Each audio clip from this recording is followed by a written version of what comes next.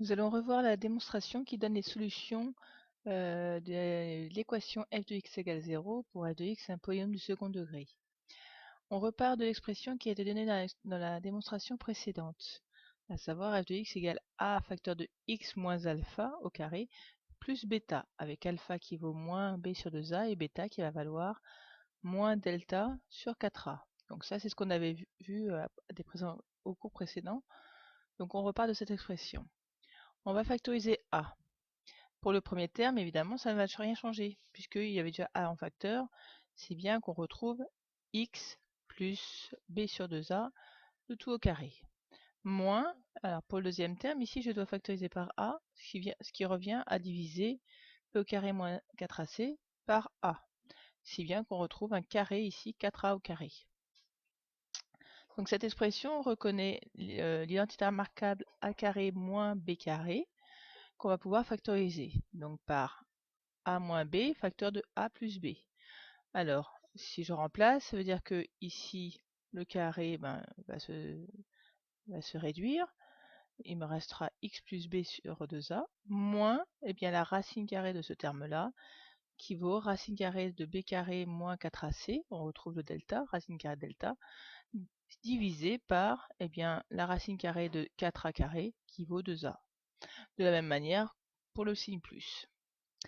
Donc si la racine carrée existe, autrement dit si b au carré moins 4ac est positif, et bien ici on pourra dire que le produit est nul si et seulement si l'un des facteurs est nul.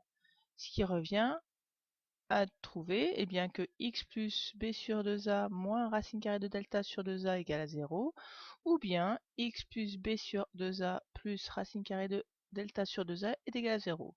Et on trouve bien x1 x2 qui sont donnés par votre formule du cours. Si delta vaut 0, finalement ce terme-là va s'annuler. b carré moins 4ac va être égal à 0.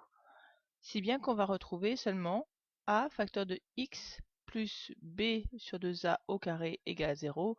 Autrement dit, x est égal à moins b sur 2a.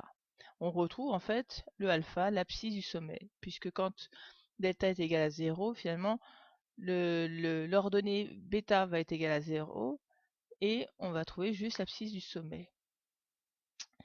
Donc dernier cas, si delta est négatif, donc on reprend la formule du départ, qu'on a déjà vu précédemment, on factorise a de la même manière, et donc ça veut dire que ce terme-là, qui est entre les crochets, va être égal à 0.